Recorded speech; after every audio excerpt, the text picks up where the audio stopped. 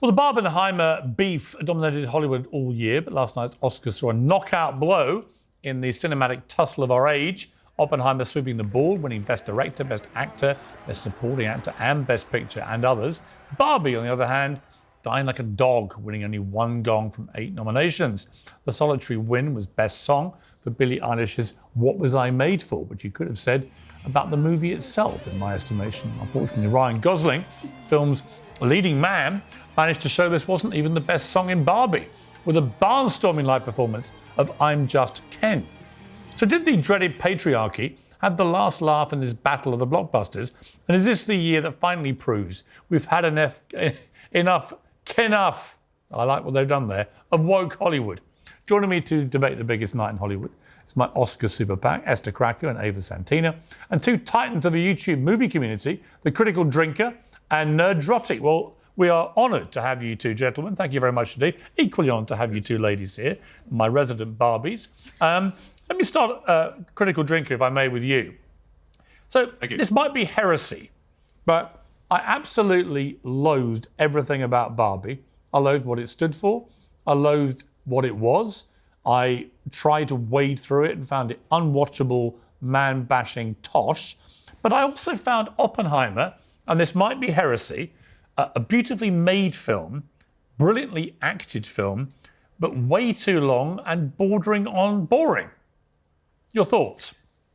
Well, I think that's pretty much par for the course when it comes to Christopher Nolan movies, but it seems like it's just a sign of the times in that perhaps if Oppenheimer had been released in a different year when there was stronger competition, it might not have fared so well. But it just seems like that was really what it was up against. You know, it was a sign of the low quality, the low bar that Hollywood had set for itself last year, that Oppenheimer really was the best of the bunch. Yeah, it probably was a bit too long and possibly a bit too self-indulgent in places, but it was not a great year for movies. And so I think the Oscars this year, it's probably an example of playing it safe and picking the logical choice, because it was pretty much the best that we got last year. And Nerdrotic, I mean, if you extend the safety thing to the event itself, you know, if you compare it to when Ricky Gervais hosted the Globus, for example, and spray gunned everybody.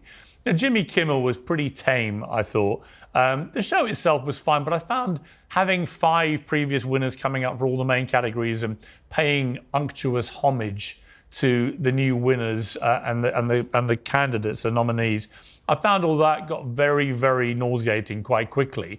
And it kind of said to me that with that and the fact that no one dares make any speeches now which are remotely political, with one exception, I think, of a director, other than that, everybody stayed on safe script. It's just, again, that the Oscars have got very safe and, I would argue, boring.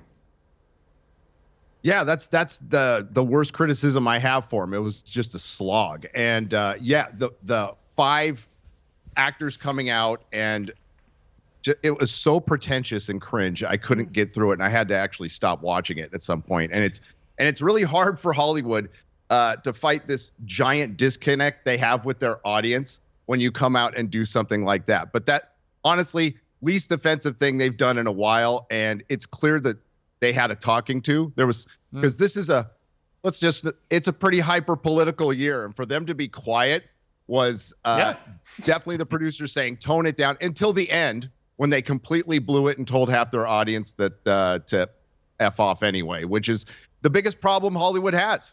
And they just don't understand to this day that their disconnect is something that it's never mentioned in the press. It's never mentioned anywhere, really, with the audience and how many people they've driven away.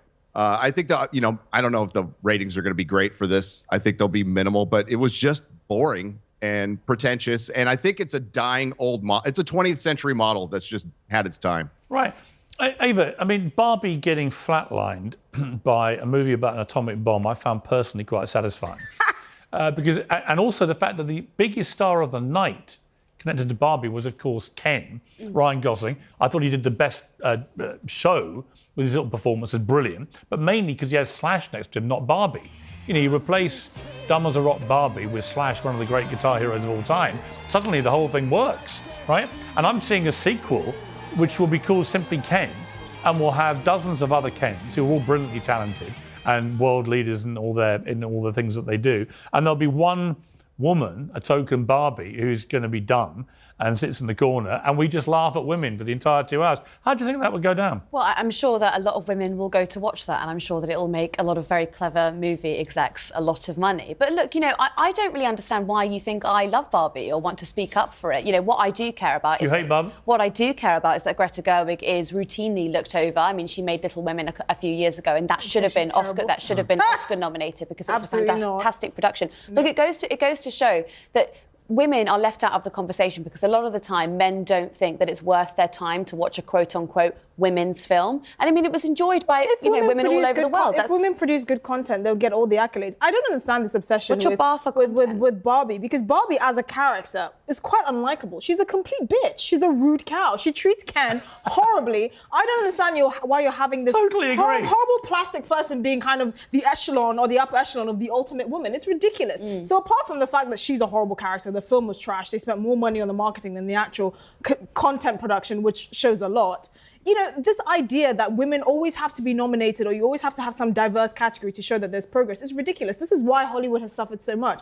Hollywood has had bad film years. In 2001, when Halle Berry won the Oscar, it was a pretty slow film year. But you couldn't argue that the content was terrible. Now the content is terrible because you can't make anything that you want to, because everything has to have some diversity push. And even when you do, I want to bring in critical drinker again, because it seems to me the movie I've most enjoyed going to the movies to watch was Top Gun Maverick. Now, I am old enough to remember the first one, which I absolutely loved. And rather like The Godfather, the sequel more than lived up to the hype and was as good, if not better, than the first one. But I took two of my sons, rite of passage. We ended up punching the air, shouting. It was like one of the best afternoons out we'd had in a long time. A big cinema, watching it in all its glory. And that didn't win Best Picture. And I'm like, well, why doesn't a movie like that win Best Picture? Why don't you just, sometimes Hollywood, just sit back and go, we're going to give it to the film that actually most enthralled people, not the one that preached to everyone like Barbie and tried to make everyone hate men, but actually, or one that was just so worthy it almost ate itself in syrupy worthiness, like Oppenheimer, brilliantly made though it was. Why not give it to a movie like Top Gun Maverick, as they used to give it to Rocky 1 or, The Godfather, these great classic films that stood the test of time? I think the Academy traditionally looks down on these big pop culture, popcorn blockbuster type movies. And so they tend to get overlooked as not being worthy enough of an Oscar. And when you look at things like Rocky, as you gave an example, that was a low budget movie at the time. Sylvester Stallone was an unknown actor. And so it really was like this, 1,000,000 to 1 shot. There was a story associated with that. With something like Top Gun Maverick, fantastic movie, a great example of catering to your audience. Barbie is a great example of trying to cater to the female audience. It's very female oriented, obviously. Top Gun Maverick, the exact opposite, very much skewed towards a male audience. They understand what men are looking for. They want to see the technology, the fighter jets, the awesome pilots doing what they do, the patriotism, the sort of pro-America stuff, all great stuff. It just understands exactly what the audience wants, and it gives it to them in spades. Is it an Oscar-worthy movie? Possibly not. Who cares? No one cares what the Oscars do anymore. They're largely that's irrelevant really interesting. Anyway. Yeah, I mean, also let's talk about the host for a minute, Jimmy Kimmel, Nerdrotic, because I don't know. There were some moments. There was one joke he did that hasn't really been picked up, but it was aimed at the German actress who was up for one of the awards, and he said this. Sandra Hüller, 2 movies. Sandra plays a woman on trial for murdering her husband in Anatomy of a Fall, and a Nazi housewife living next to Auschwitz in the Zone of Interest. And while these are very heavy subjects for American moviegoers, in Sandra's native Germany, they're called rom-coms. I got to say, I thought that really missed the mark for me. And she looked very awkward and embarrassed by that. Am I wrong to be thinking that was actually pretty unacceptably offensive? I don't worry so much about offense as Jimmy Kimmel not being funny at all. I think his presence offends me as he pretends to be a comedian. As you said, Piers, it's such a safe move to have him there. That one joke, I think his worst joke was at the end when he fell right into Trump's trap and read Trump roasting him. Well, let's take a look. I tell you what, let's take a look at that, because actually that was a very interesting moment. So he actually gets a message that Trump has posted on social media about him, and he reads it out. Let's watch. Has there ever been a worse host than Jimmy Kimmel at the Oscars? His opening was that of a less than average person trying too hard to be something which he is not and never can be. So Nerdrotic, I mean, yeah, all right, he's entitled to have a white back, but it felt a bit self-indulgent to me doing that. Yeah, he even acknowledged it, and he went ahead and did it anyway after he was criminally unfunny the entire night. And he's just a safe pick. He hasn't been funny in years. He's one of the worst hosts I've ever seen. All we kept on seeing on Twitter was clips from Oscar shows 20 years ago, and people going, remember when the Oscars were good? Yeah. Remember when things were funny? We are so far away from that. They are so far away from their peak ratings. And I understand that they want to be safe now after, helping divide our country, playing into it for so long, especially during some strife. And you brought up Top Gun Maverick. Yeah, it should win Best Picture. It saved Hollywood. There's a couple movies that saved Hollywood. Yeah. Let's not forget, 2019 had $9 billion films. Since then, they've had 6. Yeah. Yeah, no, it's a good point. But would Barbie not fit into that? Because was Barbie not a Hollywood safe? Well, Barbie and Oppenheimer did very good box office. You can't deny that. I just hated the fact that millions and millions of women went out and had to hear the word patriarchy 11 times in a movie and were made to think all men are evil. Well, right? No, look, and I love the fact that last night Ken has the last laugh. That just made me laugh. Yeah, look, I don't like white... It was funny. I mean, that's sort of white feminism. The biggest standout star last night was Ken, right? And Barbie is sat there like a grinning doll, doing nothing, winning nothing. Poor old Margot Robbie. Mm-hmm. All right, poor old Margot. She's made gazillions out of producing it. Well done, Margot. I think she's great. Love her personally. Great actress. But the Barbie play out last night was Ken's the ultimate winner. It's all about Ken. Yeah, but it's not even, it's not the sort of feminism that we engage in regularly, is it? It's sort of white feminism, white rich person feminism. Well, how would you have felt if a naked woman had come on stage last night, clutching a little thing over her genitalia, and the whole joke was about her fact that she was topless and semi-naked? Because we saw John Cena doing it, right? I would have called the police, because clearly that's a mentally unwell person. Now, if that had been a woman, and I'd say, wow, she looks hot, you would have gone, you disgusting, objectifying pig. How dare you? Why are we not saying the same thing here? I have to say that actually does make me feel quite uncomfortable. but does it? Yeah, it does actually. Yeah, but do we not? Was this not a thing of the early 2000s? Were we not doing this all the time? I mean, women were naked on page 3 in our newspapers. I thought we'd all moved on. This was the whole point. Well, but you know, men are having their moments. Women can draw a naked man. Men are having their moments. We can regress. No, the truth is, Esther, the truth is that women have had it both ways. I'm sorry, as a breed, you've had this with stuff like with the objectifying. Well, you're a breed, yeah. With the objectifying, never gonna let that go. With the objectifying debate of nudity, the way that women think it's absolutely fine to drool over semi-naked, naked blokes, right, in Hollywood or whatever it may be. But the moment a man does it over a woman, they have to be cancelled, expunged and arrested. I completely disagree with that, because all of the Sydney Sweeney narrative over the past week has been, oh my God, this woman is so beautiful. What is not acceptable is when men are like, I would like to do awful things to that woman. That's the narrative. But I see this all the time with women. See, the thing is, women claim to... Poldark, remember Poldark? Every time a new series of Poldark came out, there would be Aidan Turner with the kids off, and women going, what I'd do to Aidan Turner. Yeah. And we're all supposed to go, well, that's great. You know why we say great? Because men don't care. Because it's not threatening, is it? You can't have it both ways. With the whole Sydney Sweeney thing, yes, it's because she had her boobs out and she looked like she was auditioning to be a wet nurse. But the thing is, you can't have it, because there were some men that were objectifying her, but everyone was celebrating it. But somehow, when it comes to men, it's basically a form of revenge. Women don't want to say it, but seeing men objectifying men or treating men in the dehumanizing way you don't want to see women being treated as, it's seen as a form of revenge. By the way, but you got away with it. But here's the secret, Esther: men don't care. If women want to if women want to objectify me, objectify away. You'll make my day. I could never do that, Piers. And most women I know, whether they want to admit it or not, like being objectified. if they're looking great, they like men to go, wow. But it's context, isn't there? There's context to that. Really? What's the context? Well, because if you're out and about and someone, is objectifying you in a nice way, then that's great. What's positive objectivity? How do you feel if a builder wolf whistles at you? How do you feel?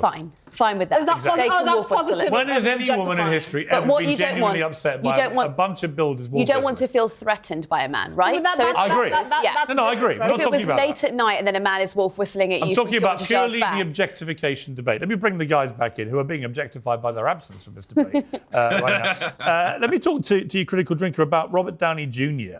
and a quip that Jimmy Kimmel made about his drug taking. Oh, yeah. This is the highest point of Robert Downey Jr.'s long and illustrious career. Well, one of the highest points. But Robert has been Was that too on the nose, or was that a drug motion you made? He then made a very odd joke about whether he had a rectangular penis. It was all very bizarre. But Downey Jr. didn't look very amused by that. And I'm not surprised, really. If you've come back from drug addiction, and this is your greatest moment as an actor, your first Oscar, do you really want a guy cracking jokes about your drug taking? Yeah, I mean, Robert's trying to laugh it off there, and hopefully they were going to move on quickly. But it's probably just another example of Jimmy falling on his arse as a comedian and as a host. Like, that was a poorly judged joke. It didn't really land. You could tell people weren't really loving it, and it just felt like a bit mean-spirited considering, this was Robert winning an Oscar that night. So, yeah, poorly judged. I wouldn't have done it. Didn't feel necessary, and it wasn't funny in the first place. Nerdrotic, just generally about the Oscars, we've touched on this, but I remember watching them when I was young, when David Niven might host it, or Billy Crystal, whatever, and it always felt incredibly glamorous. One thing that struck me last night, I never once felt like I was watching a glamorous event. It was almost like the magic had slightly disappeared from the room, perhaps never to come back. I mean, is it that we know too much about these people now, that social media has drained any of the mystique out of Hollywood stars? What is it that's taken the magic away? Oh, I think you hit it right there. We know them now. These used to be an event, and this was the only time we saw these movie stars, and we didn't see them tweeting about whatever politics all day long. So it was true. There was a novelty there. There was an event here in America. It was called the Gay Super Bowl. It was an event that people would actually sit around. I remember sitting around with my family and my friends watching. As the first two Lord of the Rings films lost Best Picture, which they should have won. But that's when it was fun and things were good. As I said earlier, this is a 20th century model that I just think has had its time. And there are no movie stars anymore. There's no star that's going to fill the seats just based on their name. There used to be, but now it's the intellectual property, and that's even dying right now. So they're headed for a real tough time. Yeah, I mean, who are the big movie stars? I mean, I would still say Tom Cruise is a bona fide movie star. He's from a different era. But I wouldn't call him one of the great actors. I think he's one of the great movie stars. Right, yeah. Well, I mean, he's from a different era. But that's the thing. Then I would say Ryan Reynolds and Margot Robbie. They get people to the cinema. Ryan Reynolds is a movie star, and she is definitely a movie star. I think the general thing is the sheen has worn off of Hollywood because we know them now, because they're so overexposed on social media. We know their politics. We know how they fundamentally look down on a lot of people, even if they don't feel like they are. So culturally, people have just disengaged. You know who we don't know about? He's given no television interview in 45 plus years? Jack Nicholson. Well, exactly. And the reason he doesn't is he refuses. I've tried everything. The reason he doesn't is that he believes it kills the mystique. Yep, absolutely. People shouldn't see the real you. Yeah. I mean, they could see you at a sporting event or something. He goes to the Lakers. I'm often there looking at him, trying to book him across the court. But he doesn't believe in doing interviews about himself on television. He's completely right. When you say they're overexposed, they're not also underexposed, because the politics that they do give away is very controlled, and it is quite contrived. Well, no, because because you have to look at it from this perspective. You are a movie star. You're worth millions or hundreds of millions of dollars. I don't want to know your opinion on politics generally, because we don't live the same type of life. No, but they live in the top 1%. They can be advocating for whatever they are, but for us, it's condescending because you play pretend on TV, and now you think you have extensive knowledge on politics. I appreciate that when you're seeing someone who is living like a billionaire's lifestyle and they're talking about climate change, it's frustrating. But then if you look at someone like Angelina Jolie, who spends a lot of time with the UN, is that not more interesting? We know you for playing pretend. We don't know you because you're a doctor or a chemist or anything. Then you get offered a platform, you know. Well, but that's the thing. Don't abuse your platform by. My problem with that. Let me bring Critical Drinker into this debate, because I think my problem is it's fine if you want to use your platform as a movie star to opine about world events, fine. But what you can't be is deliberately, obviously excluding to ones that are just a little bit too uncomfortable for who your bosses might be. And I've really felt that this award season is that actually I don't want them pontificating about politics particularly at all.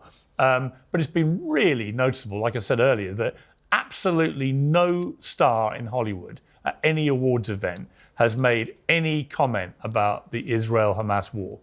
And that, to me, has been really noticeable. And then it makes me think, well, how genuine and sincere have been their previous pronouncements about political issues, like Donald Trump, like whatever it may be? If you're not going to go into the more difficult one, because it might harm your career in some way, because you see people getting cancelled, I think there's a real exposure of a virtue signalling mentality there.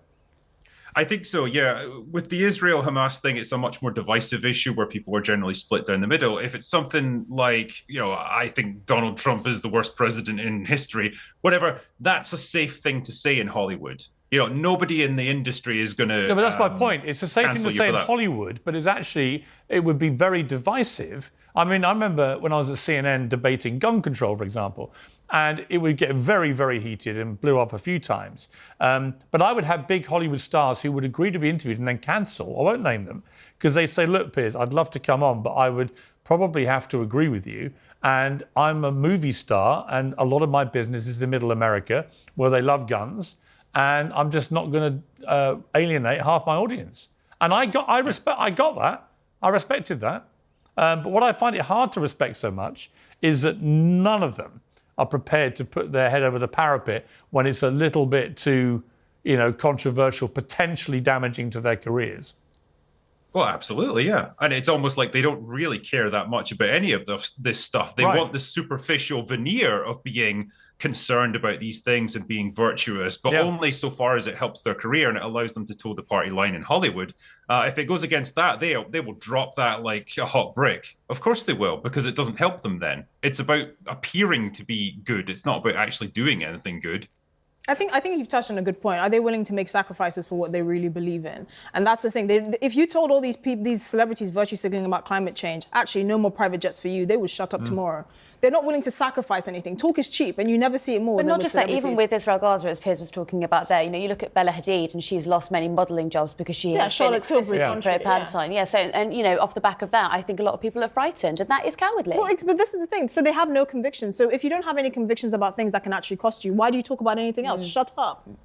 I do think there's a point there. Not you, obviously. No, I heard it as we start. No, not you. I just think the smart ones, you notice, just don't talk about politics very much. When did you last hear Tom Cruise make a speech at an award ceremony about anything political? He's a Scientologist. Yeah. No.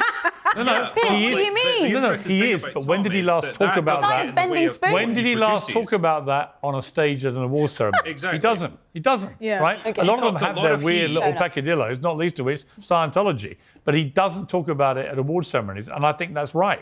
I just think once you do, you've got to be consistent. It's like all the people who have been, very, very angry, pro-Palestinian, anti-Israeli, but said absolutely nothing after October the 7th. Nothing. Yeah. Right? Sorry, can't respect that.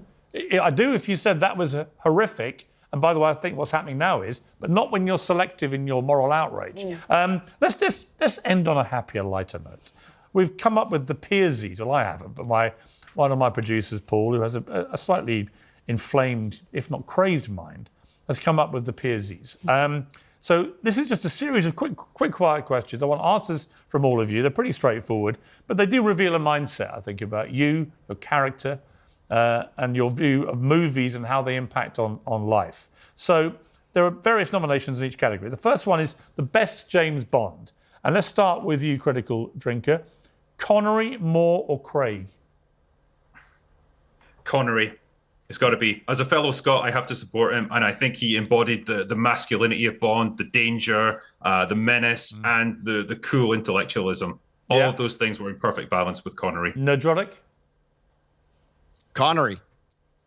Absolutely. I agree. I grew up with Roger Moore, but Connery was the more accurate, the better Bond. Okay. Ava?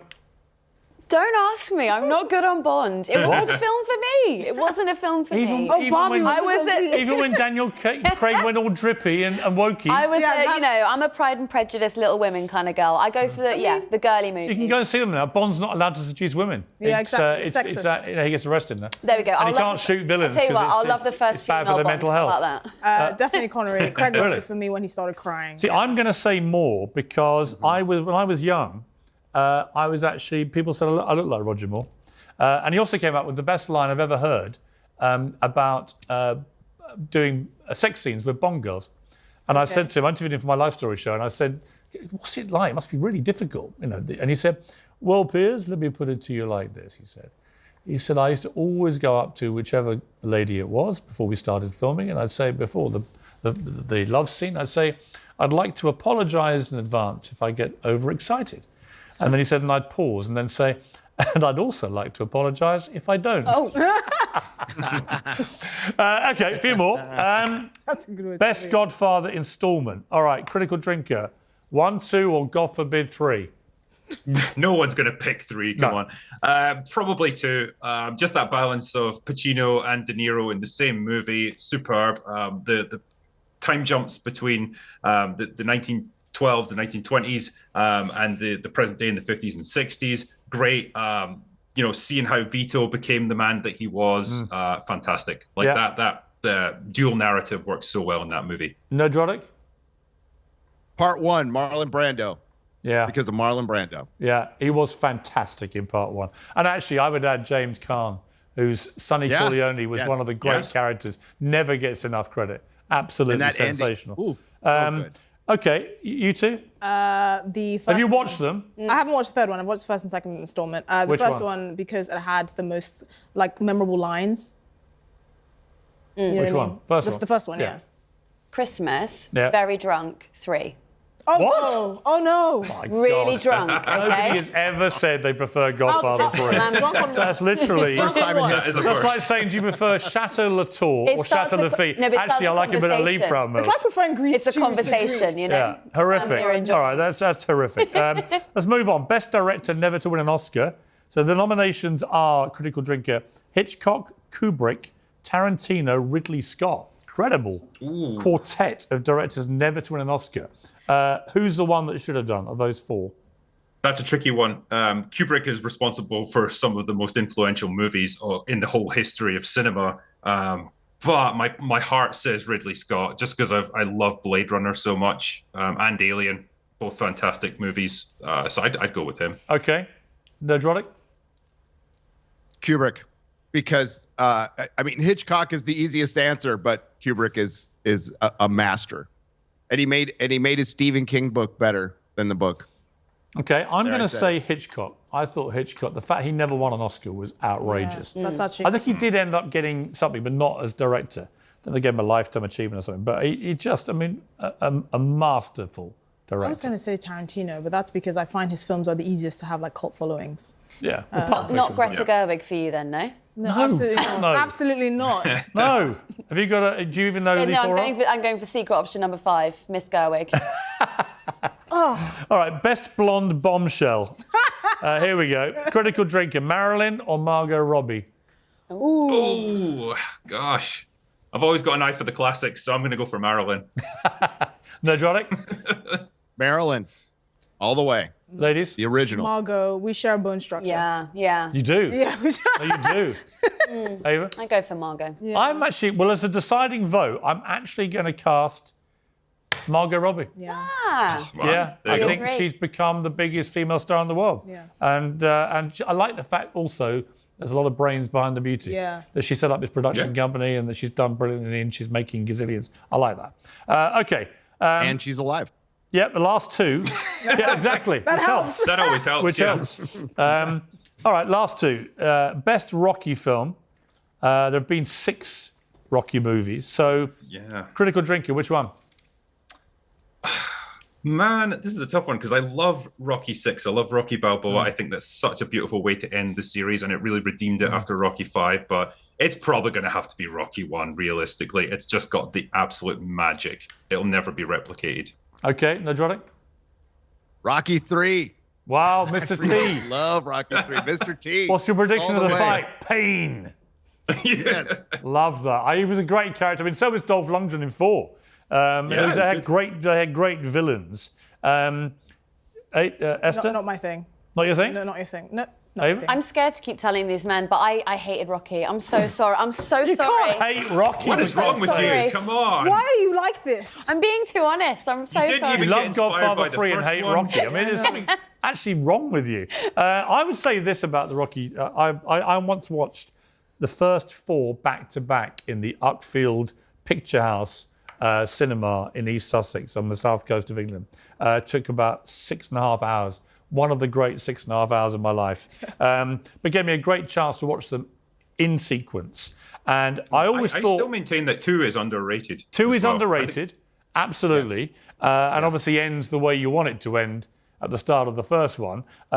Rocky 1 is the most beautifully made film and thoroughly deserved winning Best Picture. And of course, it's an incredible story that Stallone turned down millions to turn down playing the role and let somebody else do it. They wanted to pay him not to be the actor. But he said, no, I'm going to be the star, and that's it. And it made him what he is. But I'm actually going to go with Rocky Balboa, the 6th one, because it was 20 years after the last one. Rocky 5, which no one's mentioned, was the sort of terminal disease, actually, of Rocky films. One of the worst things I've ever watched. But in Rocky Balboa, what I love was, I've got 3 sons in their 20s. The scene in the street when the spoiled brat son, which none of mine have been, but when the spoiled brat son finally winds up his dad enough that Rocky has it out with him in the street, and he does that speech about life is not a bed of roses, it's tough, and it will beat you down if you let it. And if you want to win in life, it's not how many times you can hit, it's how many times you can get hit and keep moving forward. That is one of the great speeches in movie history. So for that alone... The polar opposite of the Barbie speech. Correct. Thank you. The absolute antithesis of everything Barbie stands for. So I'm going Rocky Balboa, the 6th of the franchise. A final question, probably the most significant, actually, in terms of your character. The critical drinker, do you have your popcorn sweet, salted or mixed? Whoa, that is a tough one indeed. I'm going to go for salted because I prefer salted stuff over like really sweet things. Same with my cocktails. I want bitter cocktails instead of sweet ones. Wow, so, a little bit salty. too much information at the end, but I'll take it. All right, Nerdrotic? Mixed. Mixed? I like it mixed. Interesting. Yes. So Salty, yeah, I thought you would be. Yeah, I thought you look salty. Esther? Yeah, she does. Salty little Mixed, devil. but good quality mixed. Good quality mix, yeah. I'm actually salted, actually. Yeah, yeah, I like a salted popcorn. That's it for the Piersies. Thank you very much indeed. Great to have you guys on for the first time on Uncensored, Critical Drinker and Nerdrotic, 2 hugely popular guys on YouTube, and I can see why. Thank you very much. And to Ava and Esther, thank you both very much. And a final thought, really, that Barbie got what it deserved last night. Absolutely. The man had the last laugh. Thank God for Ken. Thank you all.